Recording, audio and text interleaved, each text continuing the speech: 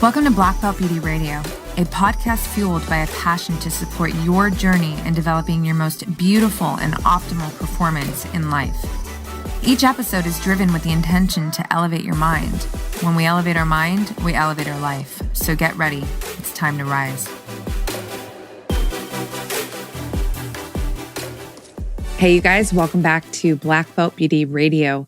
Last week's episode, I had my incredible girl, Hannah Koenig, on the show, dropping us deep into all the layers of wealth building, financial intimacy, financial intelligence, and hopefully you were able to take that one in. If not, I highly recommend that you go back and listen to that. This is actually Hannah's second time on the podcast, and that episode or our conversation was so rich and so powerful and filled with so many incredible gems that I decided to break it up into two, which is what this episode is right now. I'm dropping you into part two because I really, really want you to take in all of this incredibly valuable information that will help you to thrive no matter where you are with your financial relationships and, status, because Hannah just brings it. She brings it in such a unique and refreshing way. And again, if you listen to part one or last week's episode, then you know that this is legit what I'm saying. I'm not just loving on my friend. And if you have not, if this is your first go round with Hannah, then trust me, you will be in full agreement by the end of this episode. And I know it's going to have you going back to the last episode that we did last week. So without further ado, here is part two of my incredible conversation with my girl, Hannah Koenig. Enjoy. Financial intimacy itself, there are three components of financial intimacy. And this is the work that helps us transform the way we relate to money in service of building wealth, in service of creating the type of value that gives us access, options, and opportunity. You want me to go deeper into what? Oh my God, please. Yeah, I would love it. Yeah. So the first thing we cultivate in financial intimacy is emotional intimacy. And this is addressing the psychology of money, the thoughts, the patterns, the behaviors. This is a space for transparency. It's a space for that requires safety. So this is just that acknowledgement. This is where I am. This is how I feel. It's a place to address financial trauma, which is a very real thing, and to heal and to reconcile. It's also a place to dream, right? If we're talking about how we are motivated on an emotional and psychological level, then, some of that is a healing conversation, but some of that is also this conversation of expansion and dreaming and what is possible and cultivating vision. I love it. So through cultivating emotional intimacy, we create safety, we create awareness, we address the financial triggers that is and I see this a lot with people who spend impulsively or people who are the same, afraid to spend, two sides of the same coin. There are certain things that may trigger their scarcity or self-worth. And then there's an impulse action or response to that.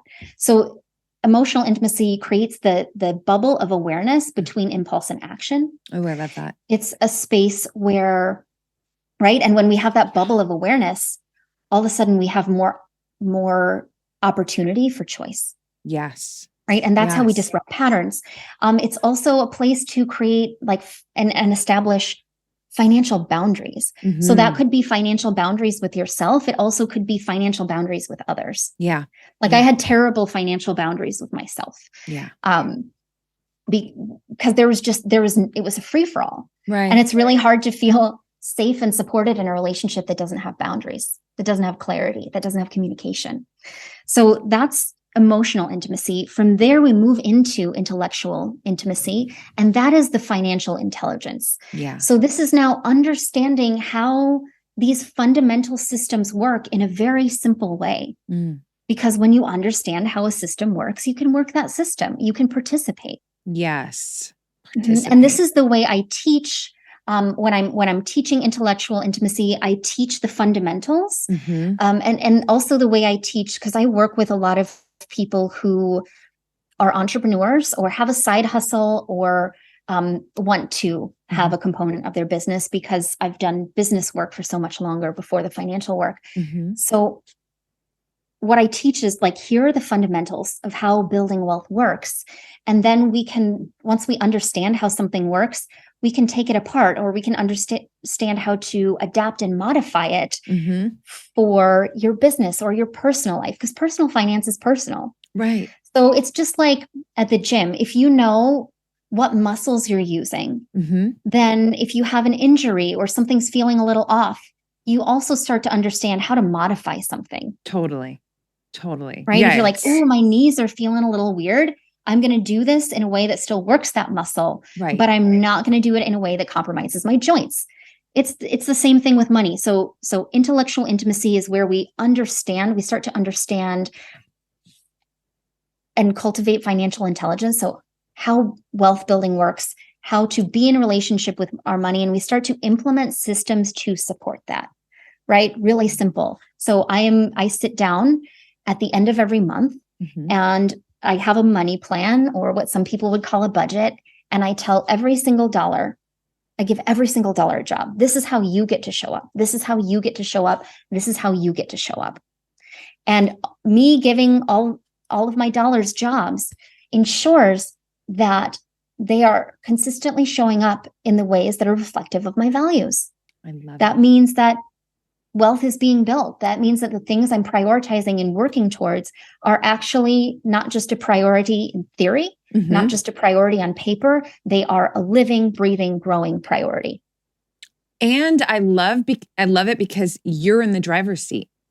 And money is just energy. And so it could either, but just that's nourishment. Exactly. Yeah. And it's not the common way. Like so many people feel that they are controlled by the money, but in your, in this beautiful example of how you move, through all this, it's like, well, no, you're the boss.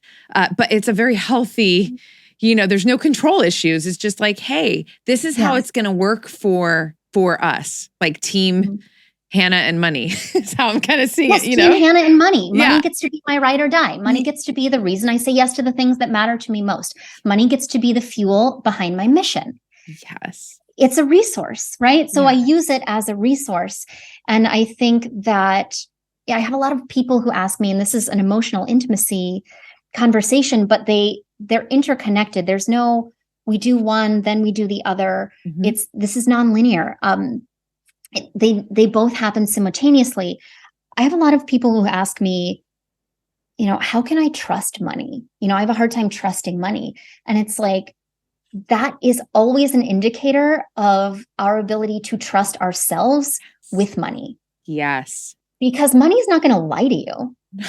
Money's not going to steal my dog. It's neutral. Money's not going to toilet paper the trees in my yard. Right? Money is not some like shady bitch. Money is just a resource. So it's like, if there's a feeling of mistrust, it's because I haven't shown myself that I'm going to consistently show up and create the level of clarity that needs to be created for that to be a supportive relationship, to create the boundaries or to put systems in place to support that relationship thriving. That's a conversation of trusting yourself. So in intellectual intimacy, we then put those systems in place, that vision we set, those dreams we created, those goals. Now I am learning the steps that it takes to make those goals a reality. Right. And I'm showing up for them consistently. And from that, we get what is just so beautiful is experiential intimacy. So experiential intimacy is what happens is just this natural result of cultivating emotional and intellectual intimacy with consistency over time. If you think about money as your partner, or if you even think about a partnership, the people that you are in relationship with, that you have the most depth of intimacy, the most depth and richness in relationship, you trust them, not because you like them, not because you vibe with them, not because they say the right things, but because consistently they've been there, right? So there's just this knowing, and it's the experience, that's the difference between understanding something in theory and knowing it through experience. And that when you have experiential intimacy with money, you move differently through the world. Yes. Because I'm not now operating from fear. And I'm also not operating from, of course, technically this could go wrong, but I trust myself and I'm going to do it anyway. It's like, because you put things in place, because because you've been there, you show up, you do the work. You're not wondering, can I afford it? Yeah. You know whether or not you can afford it. Yeah. Yeah. Because you look at the numbers. You're not wondering, is this possible for me? You're like, okay, how do I want to create that? How do I want to prioritize it? And when? Yeah. Yeah. It's so strong. And so again, it's just this, everything that you just shared is really another powerful demonstration of that harmony where, there's the creative and then there's the very kind of tactical, right? And I think both are so important. And again, just highlighting, I love that, we haven't even, and we don't need to necessarily like put this on a billboard, but where you are right now in terms of your wealth growth, and you've done some incredible things like real estate. I mean, you're in it, girl. Like you've come such a long way, especially from what you shared. And again, to me, that's so inspiring because we both know that there's so many individuals who are like, that sounds great, but I'm fucking buried, or it's not possible for me, or I tried and it didn't. I've tried so many things. I read the Tony Robbins 800-page book, and I tried QuickBooks, and I tried whatever. I'm just like pulling it all, and I failed. So maybe this is just not my zone to accelerate in. So I'm kind of just, but I love how, I'm just kind of recapping again, like, you're someone who has been through the trenches, you've risen, you've done the work. I also love this, that you're not, this is so important. I really want to share this actually. Another thing that I love about you and your work is that it's not, grind till you fucking die or you won't be successful. It's not this energy of like, if you don't go like to, like if you're not just grinding to the point of, breakdown, then you might not actually create real wealth and success in any way. And that's never a part of the conversation with you. Well, because that's actually a narrative that keeps us broke. It's the bootstraps narrative, right? Just work hard enough and you'll get there. But that's not actually how building wealth works. Yeah. So we're taught to understand money. We're taught to think about money as consumers, not creators. And we're taught to be in relationship with money in a consumption-based relationship. So we're not really taught how to, and this is the way I teach. I don't want to tell you what to do with your money. That is not for me to say. And that's gross. I want to teach you how to think about money, how to understand money, so you can tell money what to do. Yeah. That's not a conversation I need to be a part of. It's not my relationship. Right? So, but the bootstraps narrative, is so common, and hard work is important. And hard work is, again, just this minor piece of the equation. So it's not that there's not value in working hard, but if we're just, all we're doing is grinding, but we're not actually making intelligent moves with our money, then we just work until we die. And that's not how building wealth actually works, right? I want you to take those seeds and grow them.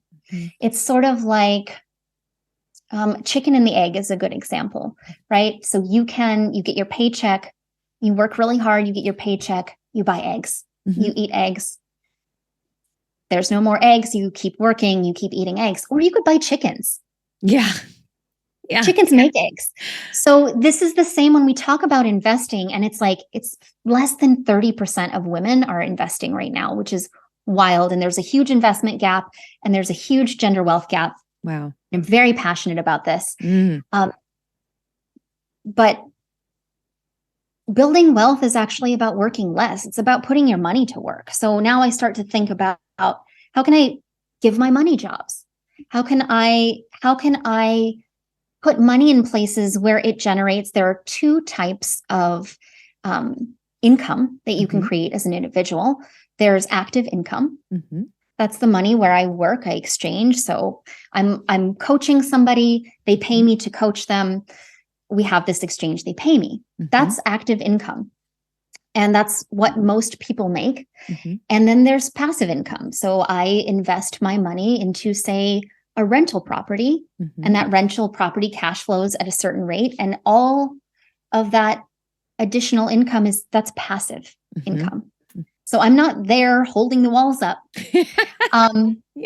Right. It doesn't require me to participate. That's the same with investing, where my money goes into, I invest it into, say, an index like the S&P 500.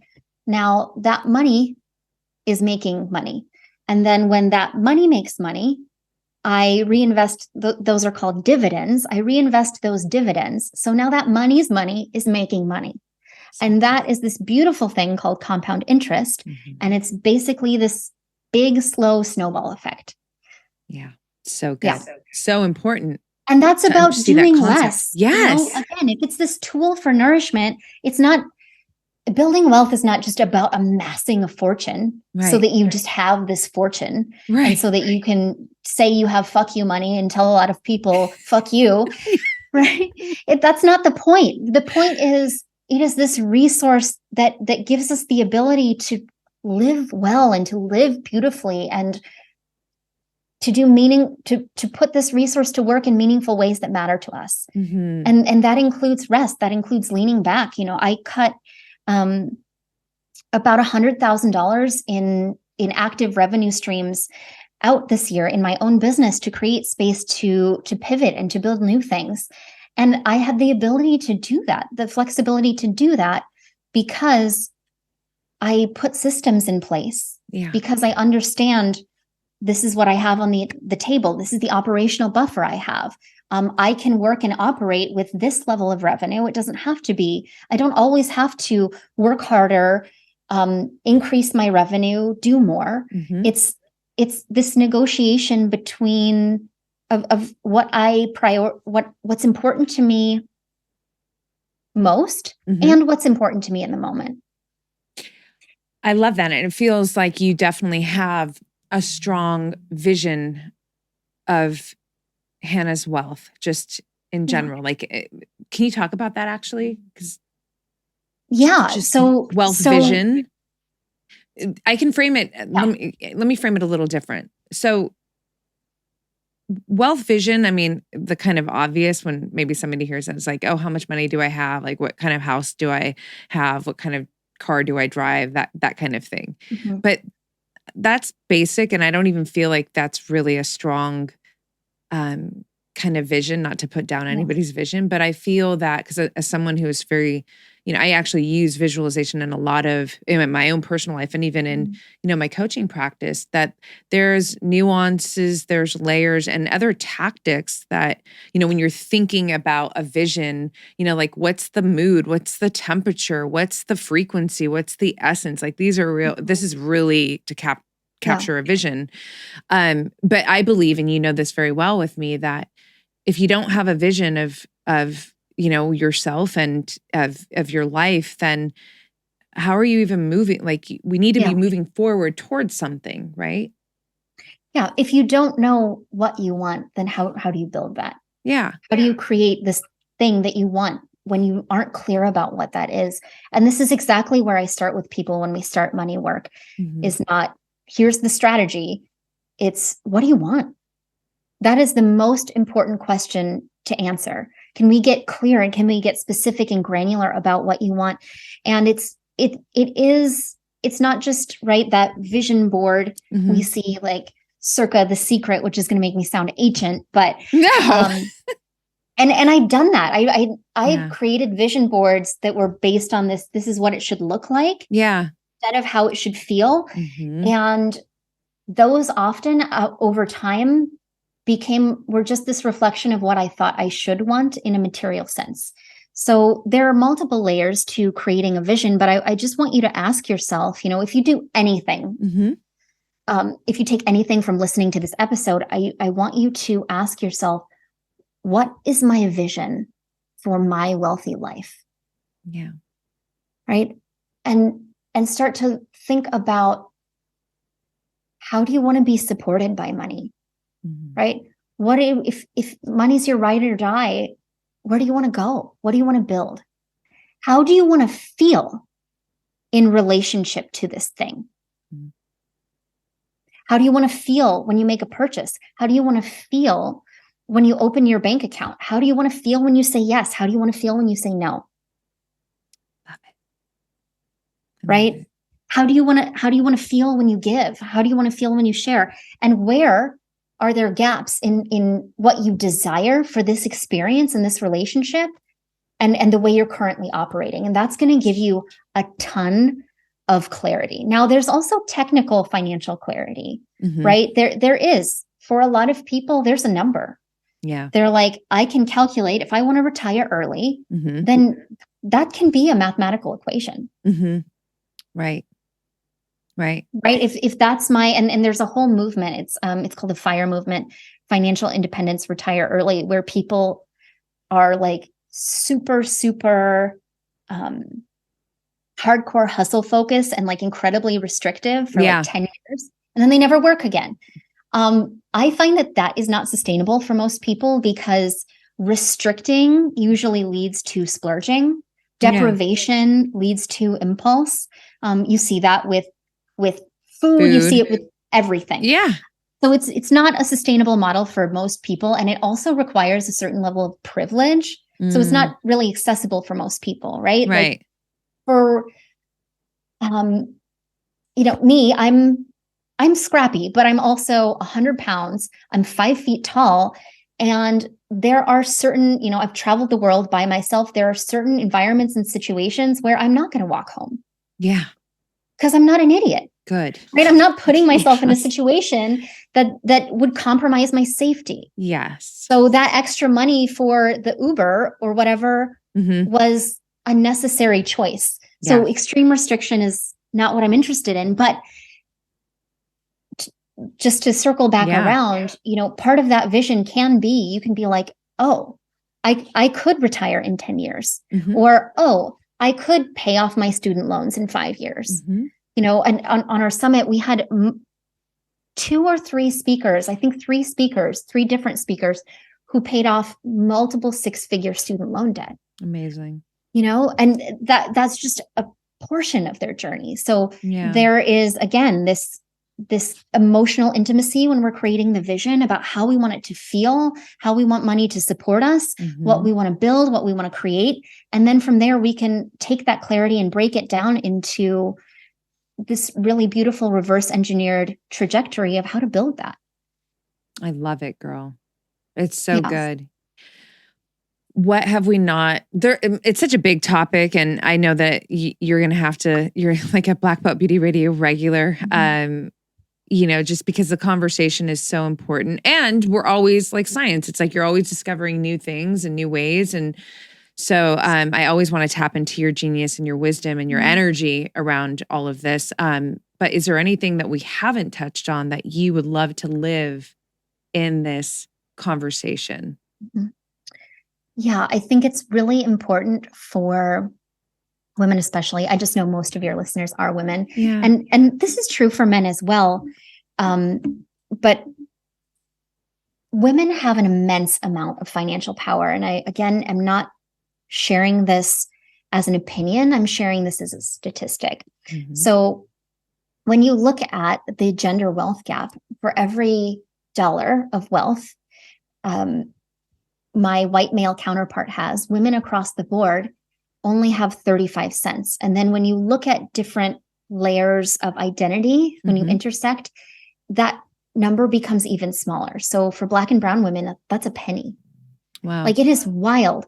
But interestingly enough, it's not due to our lack of capability.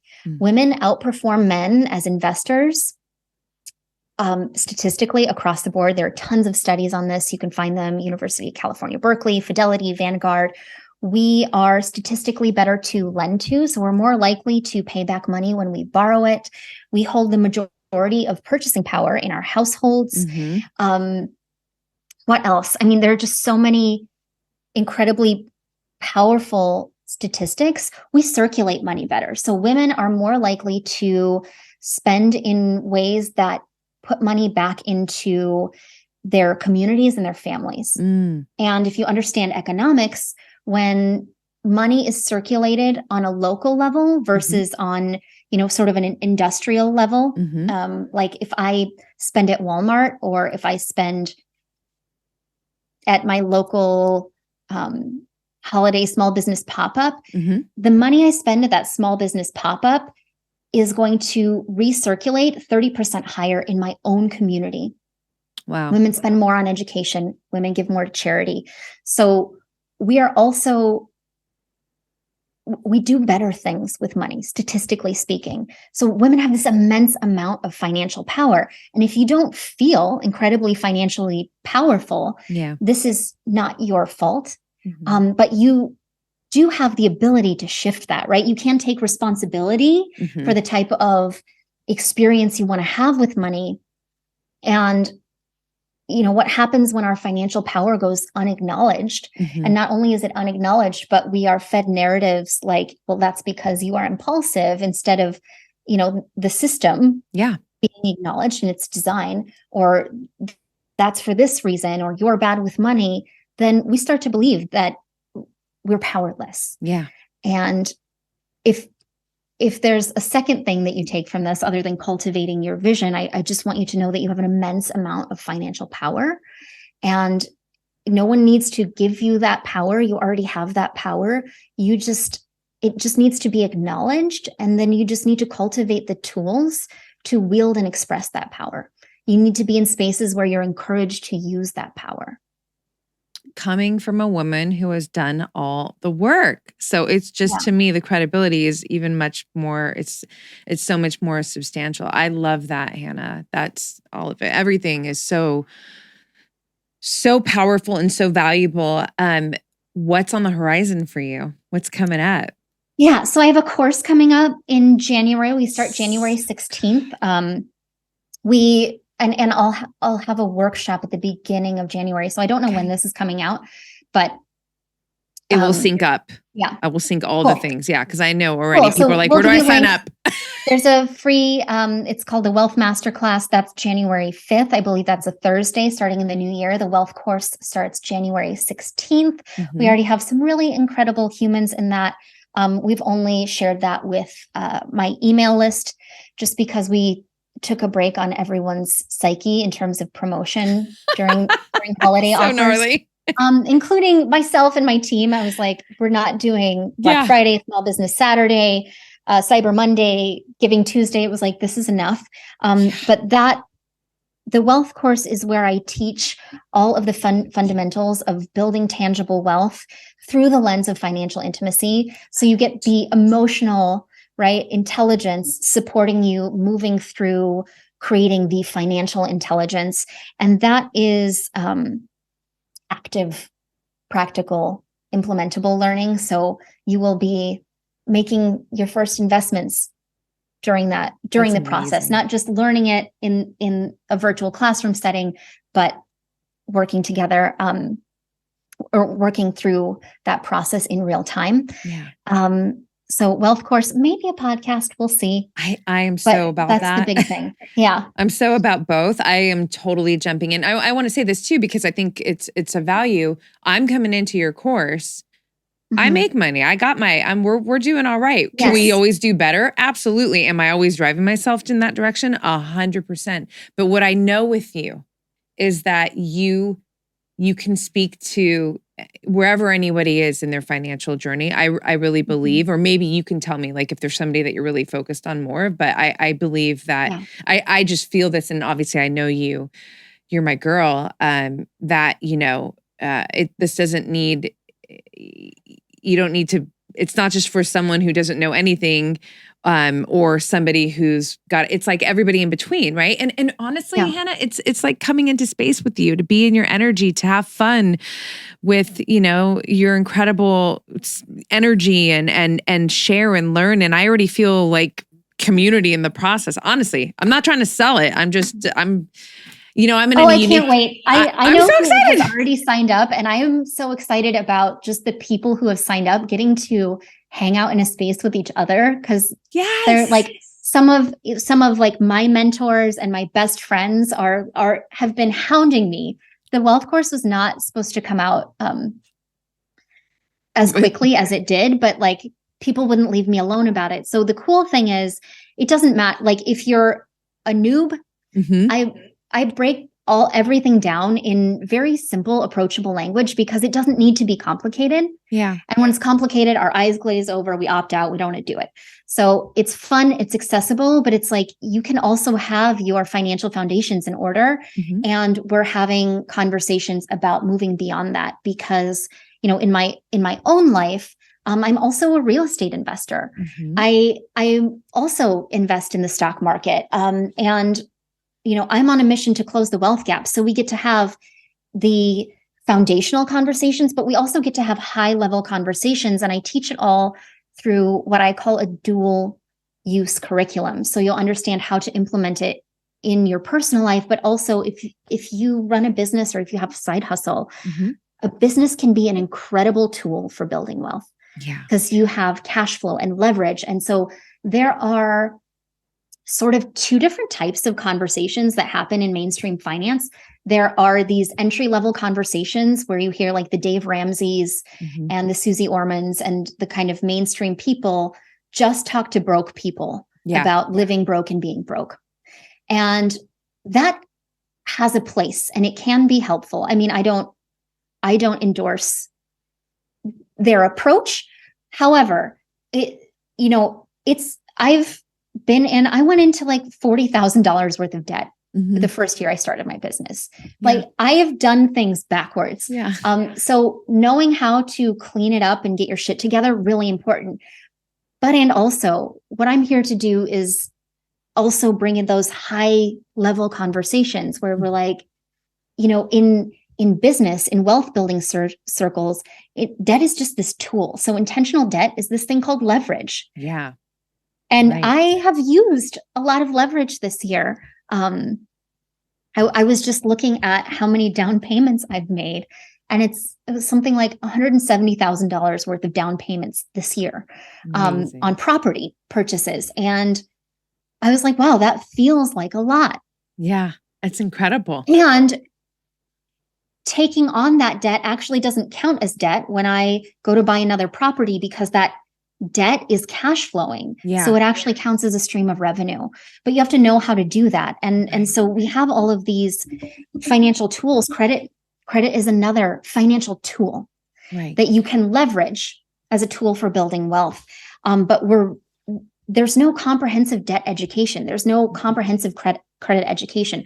Growing up, all I thought, and really only until the last couple of years, debt is bad. Don't do it. Don't have it. Right. Instead of how to use this tool to build wealth, to create opportunity, not only for myself, but for the people I employ, for the people who I've created beautiful homes for, who are not ready to purchase.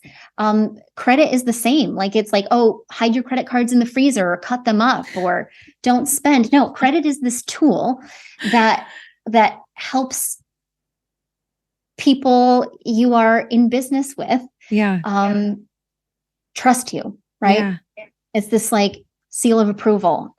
So anyway, we also teach these tools in a super high level, and I could nerd out on this all day, you guys. This is about to be a 5-hour podcast. I love it. Yeah. But come check it out. Come join us. Come hang out with us. For this first round, I have founders pricing. So it's $1,000 off the normal price. Amazing. And we have a super, super flexible, accessible payment plan as well. If you're feeling like money is a little tight, but you want to jump in, I want to make sure that you have that the majority of your money gets to go to your financial priorities. Yeah. I'm just here to start a conversation. And it's also about community. It is. Women learn in community. We love sharing. Oh my God, I love you. Thank you.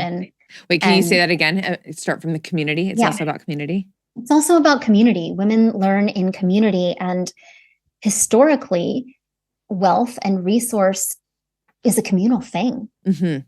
Yeah. Yeah. Right. Like as we've developed, the resources are these things when we were in, villages and in tribal cultures or experience, where we're exchanging resource, and information is a resource and experience is a resource. So that's also really important. If we're just learning in isolation, it is much less likely that we will sustain change. Yeah. Well, it's the same. It's like, that you're the sum of the 5 people that you're the closest to kind of thing. There could be a lot of people who are like right now listening, like, yeah, I want to be on this journey. I'm ready for it. But maybe individuals in their life aren't. And it could be, so it's advantageous to get in the room, not only with people like yourself who are so well versed and going to present these, high level conversations as well as like the fundamentals, but just to to move through this process with a variation of other individuals, who are on their own journey. I know this in my own life that, when you move in team, it's community and team can really, I feel like sometimes that word is very interchangeable. And I know that it's like you said, the sustainability factor is so much more substantial because you're just building energy with others, encouraging others, you're being encouraged. And it's also, I believe that it's just a much more fulfilling experience. Like you're a part of a crew, and it's a crew that feels good. So I love that. And it normalizes our experience. So for so long, it's been sort of gauche for women to talk about money. But when we talk about money, when I share, I made an offer to purchase a small business this year. And I shared that with a group of girlfriends. And I did not think this offer would get accepted. I thought it's pretty unlikely that the owner of this business is ready to sell. Mm-hmm. And I had a friend who was like, I didn't even know you could buy businesses. And I'm like, yeah, you can buy your 6-figure income, right? This is a method of investing. And I didn't, we're taught to share when we succeed, when we get it right. We're taught in this binary or not to have these conversations. But when we start talking, the beautiful thing about information is it's not like a physical item, the exchange of information. So if I've got a cell phone and I give you the cell phone, there's one cell phone. Yeah. I have it. Now I give it to you. Now I don't have it. You have it. Right. But when we share information, when we exchange ideas, I have an idea. I give you that idea. Now we both have that idea. There are 2 ideas. Now that idea for you may take a new shape. Now there's a 3rd idea. Yes. I call that idea sex. I love it. Yeah. And it's brilliant. And when we are in spaces where people are talking about, this is what I want to do, this is what I'm curious about, this is what I'm struggling with, especially with money, that is a practice of expressing our financial power, is our willingness to have conversations about money, whether they feel good and exciting or they feel embarrassing and uncomfortable. I just did, I ran the Wealth Masterclass a few weeks ago, and we're going to run it again because it did so well. We had over 200 people sign up, and we got to the end, and I asked if anyone had questions, and it was crickets. Oh, yeah. So I cut the recording. And then we were on for like another hour.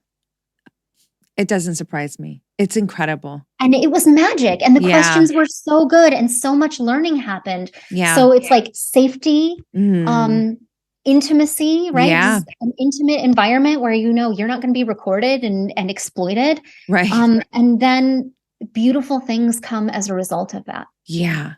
Yeah. So epic. I can't wait for it. Okay. I'm so excited.